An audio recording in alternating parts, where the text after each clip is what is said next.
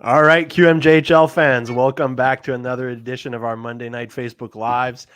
Today's episode is a special one as we have a playoff guest currently on. As you can see from the screen, we have Jacob Melanson from Sherbrooke on. So, Jacob, welcome. Thank you. Thank you. I'm doing good. How are you?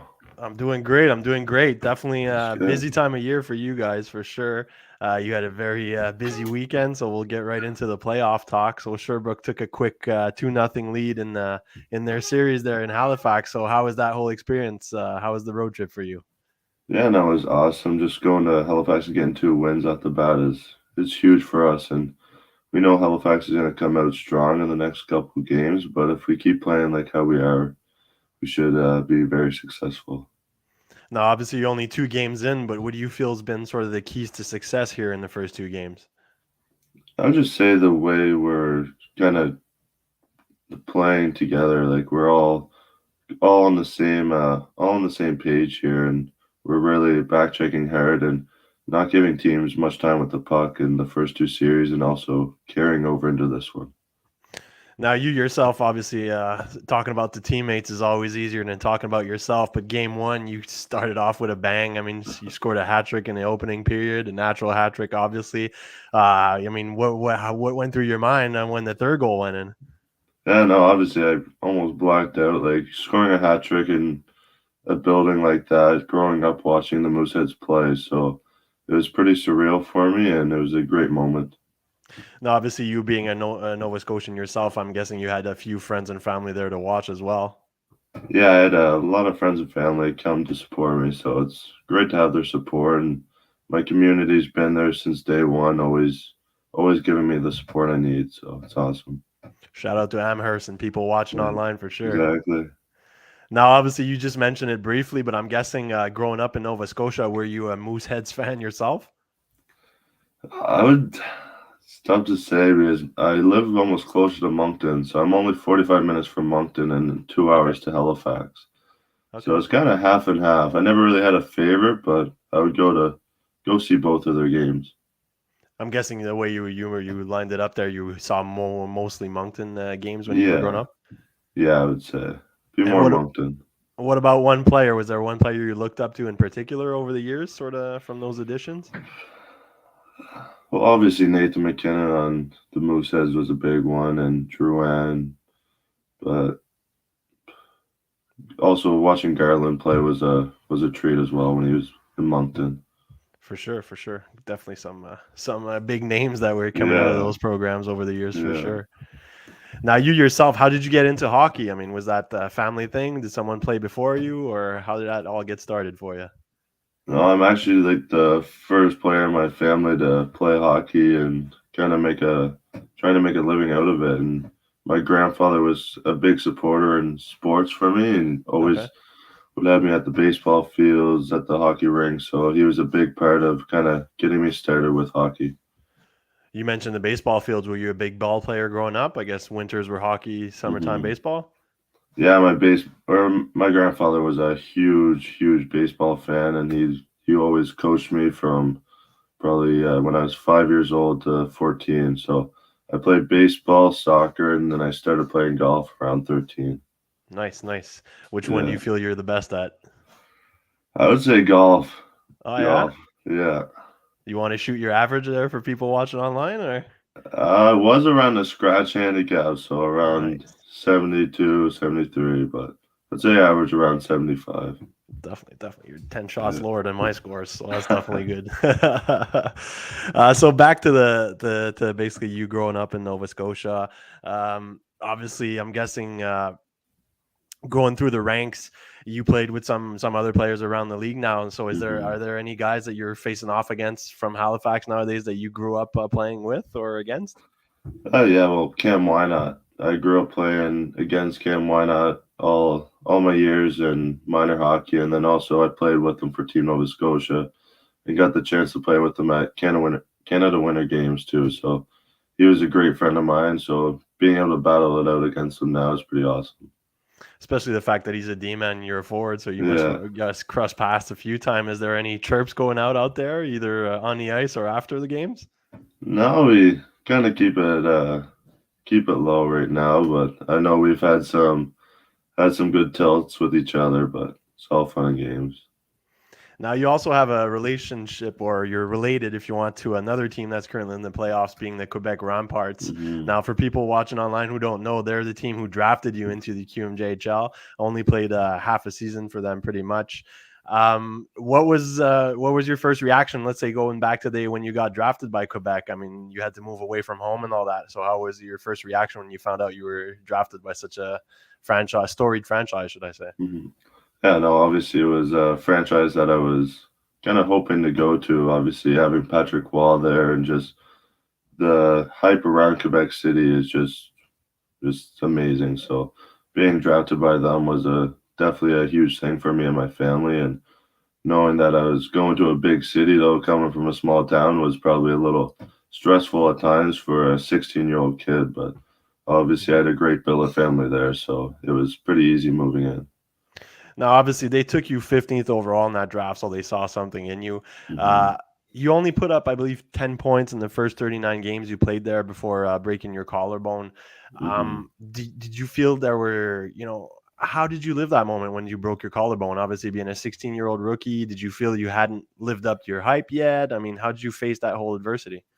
Yeah, well, no, I first broke my collarbone in November, my first year. So I broke it the first time, and I was like, "Oh, this is rough." But I came back strong and just kind of knew that that was my 16 years, so I wasn't gonna get the most ice time, and that I'm gonna have a couple games I'll be scratched just to take it and move on to the next year. So I did that, and I came back to second training camp and ended up breaking my collarbone again. So that was a pretty rough phase of my hockey career, and I ended up going home for a couple months and just recovering, and ended up getting the trade to Bathurst.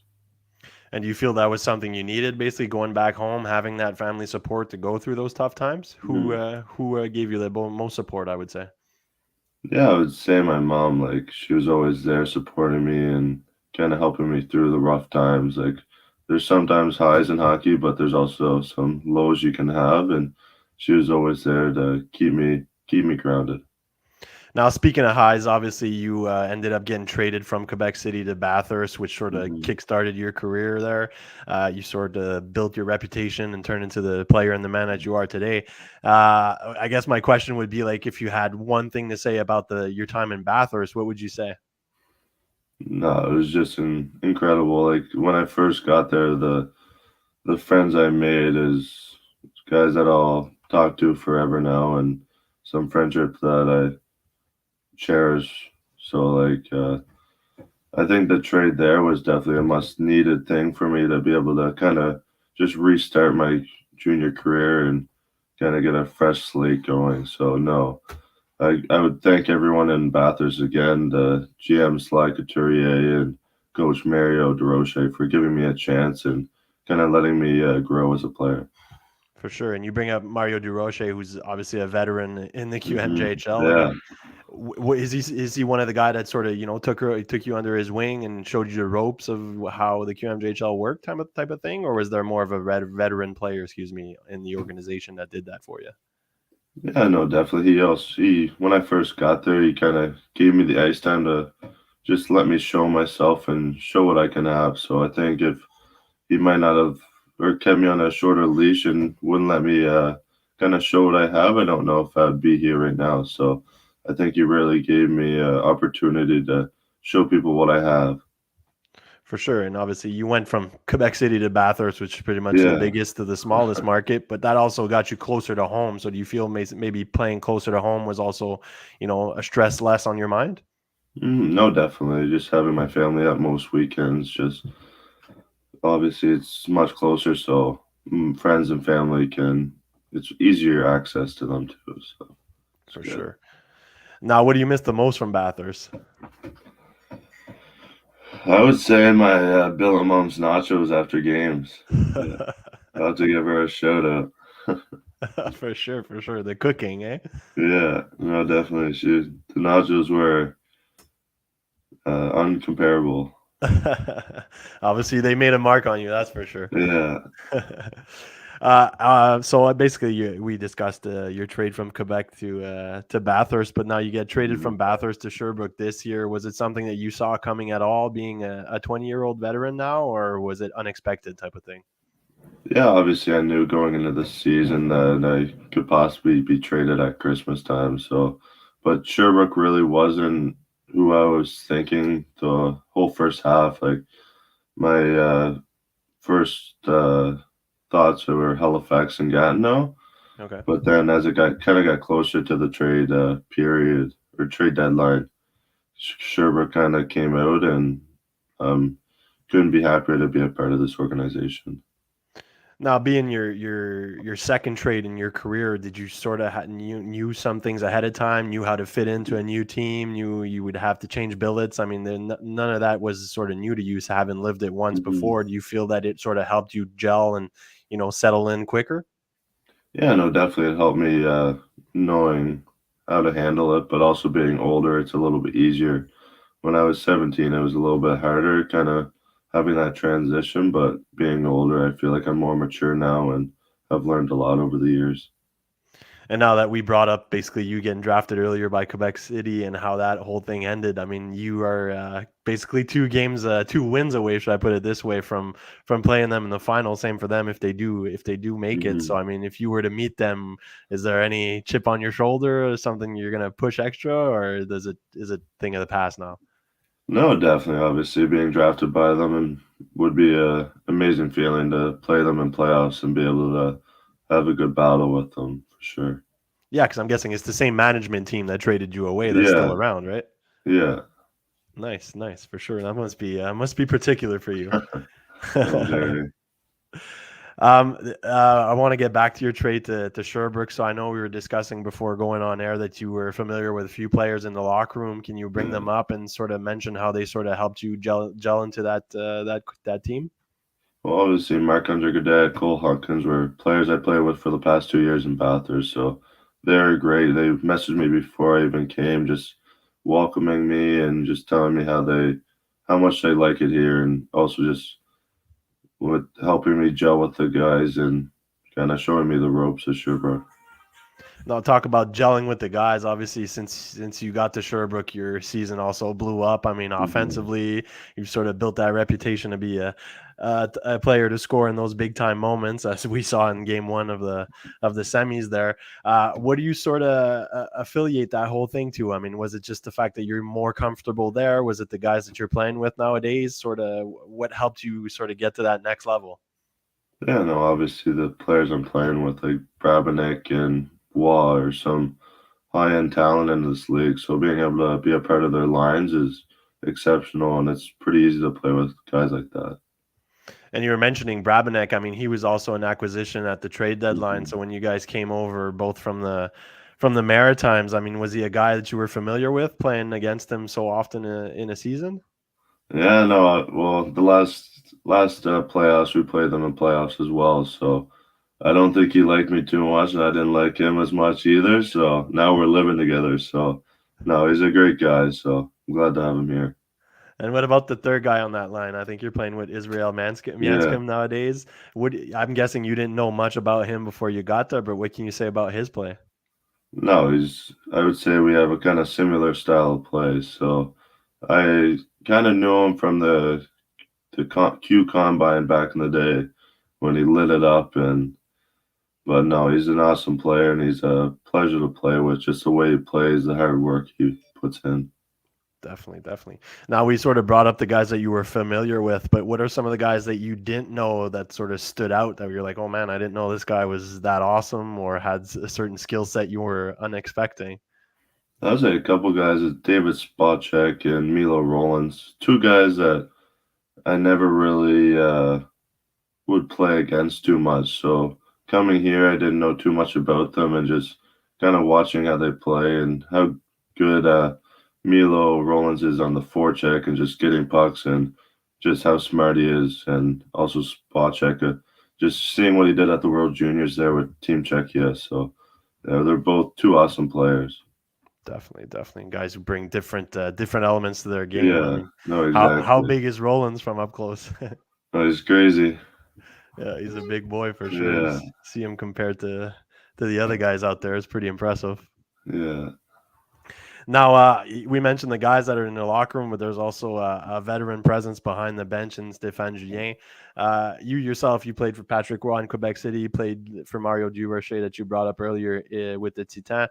Now you get to play for Stéphane Julien. So how does he differ from your other coaches, I guess? I mean, what are some of the little things you noticed that he does differently?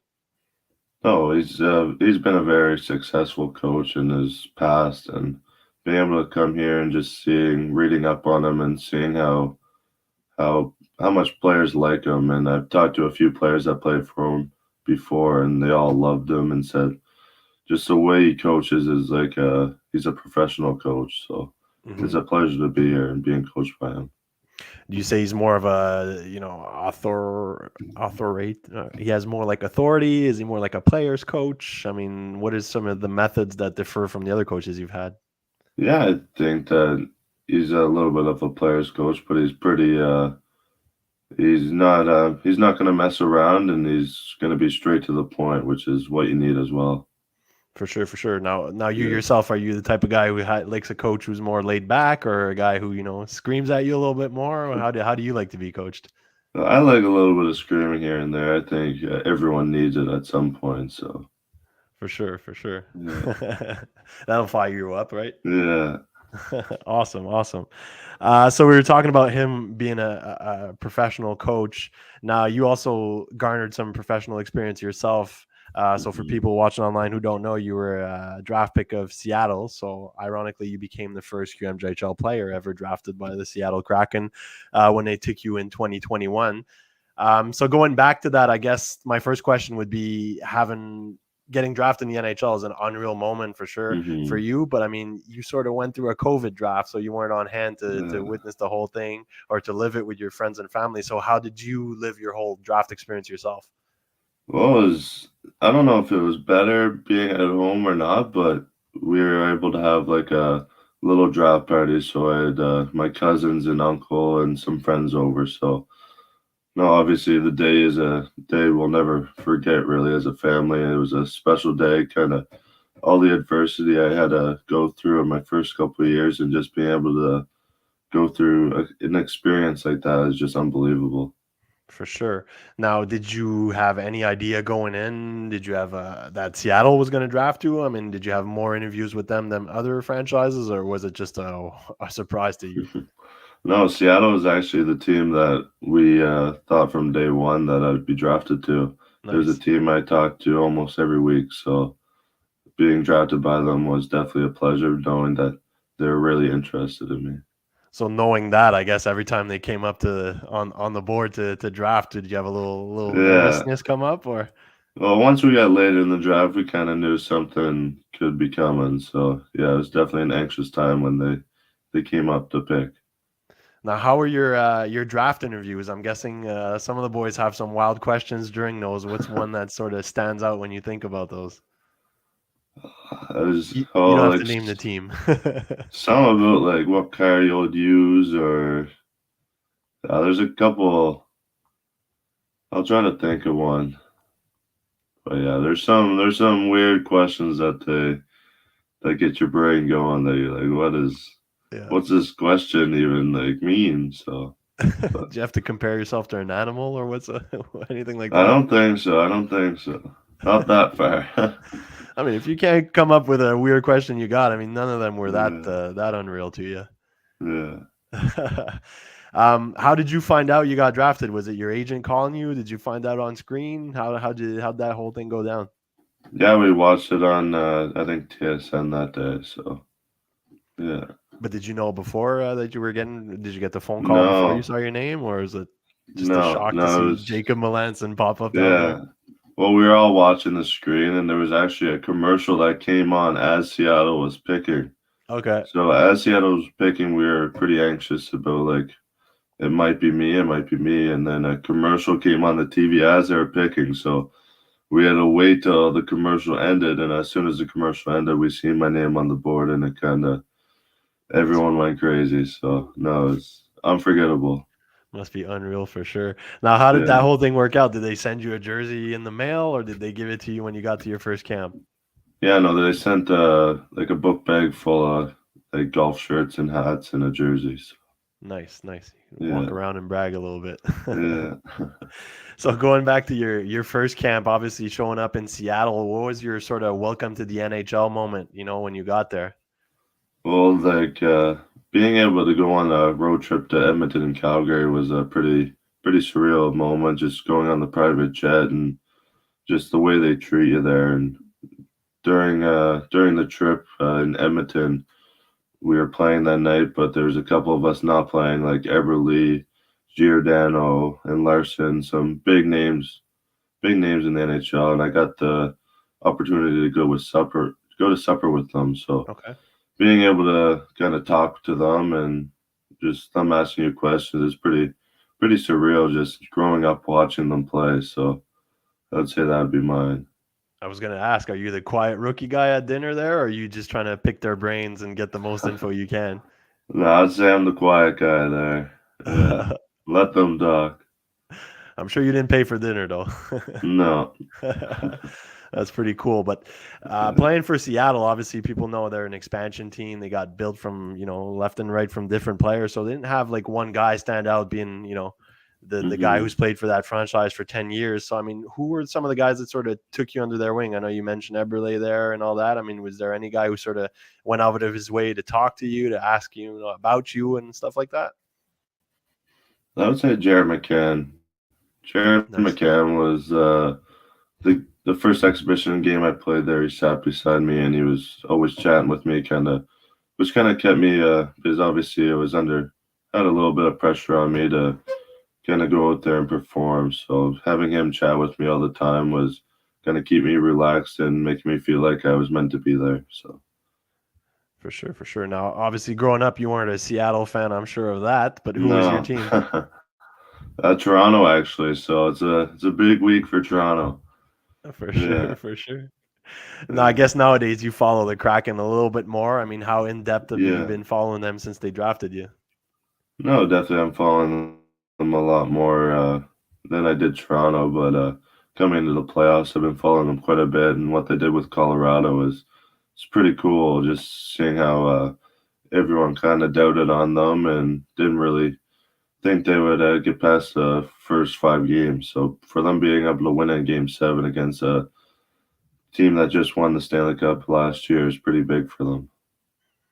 Now, one of the can't really talk about the Kraken without bringing up one of their top prospects being Shane Wright. Now, sort of a weird question for you, but I mean, when they draft a guy so high, are you happy that maybe one day you'll get to play with him with such a special talent, or are you sort of ticked off saying, "Hey, this might be the guy taking my spot down the road"?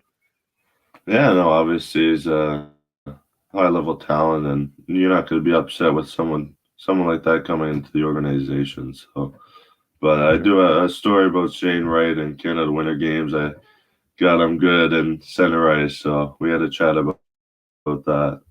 A few chirps flying left and right. Yeah, I guess Canada Winter Games, that must have been 2 or 3 years ago. that was 2019, so There you go, quite 4 a years while ago, and ago. Yeah, and he didn't forget. no. There you go, there you go. You must have made an impression on him for sure. Yeah. Now coming out of that camp this year, you get to sign your entry level deal with Seattle. I mean, how was that day for you? Obviously, it's sort of the getting drafted is one thing, but signing that first contract is sort of you letting the world know that you made it. So how was that whole experience for you? Yeah, no, definitely signing your first contract just makes everything you did in the past, like all the training and all the ice times, kind of make it feel like it was worth it all, and that you're on the right path. So it was definitely surreal being able to sign that. Now he's more of a my generation player, but I'm guessing you weren't too familiar with Ron Francis. So were you impressed at all when you met him, or what did you know of him ahead of time? Yeah, no, he's a very good guy, and he was always very chatty with us and always engaged in a conversation. So he was definitely a great GM to us. So it's good. For sure, for sure. Now, how often are they in contact with you throughout the season? Even now in the playoffs, are you in contact with them? Are they following what you're doing? Yeah, I talk to the Seattle development guy probably every week, so they're Nice. really they're really on the ball, keeping up, talking to me, so it's good. And what are those conversations like without going into details? Are they giving you pointers on things to do? Are they just trying to make you more into of a pro player? I mean, how is that whole Hmm. thing? Yeah, no, they're trying to build my toolbox up. Obviously, I'm a pretty physical player at points, and they're just kind of helping me use my physicality without getting suspensions and being in the penalty box all the time. So they're giving me tips on how to get pucks without having to use your body all the time and kind of save. Yeah, for sure. Save that energy. It's all about positioning up there for sure. Mm-hmm. Awesome. Well, listen, Jacob, this is all we needed from you. Obviously, you're a busy man nowadays, so I want to thank you again for taking the time Perfect. for doing this, and we're gonna wish you the best of luck the rest of the way with Sherbrooke and the down the road with Seattle as well. So thanks again for doing this, man. Thank you for having me. No worries. Best of luck, man.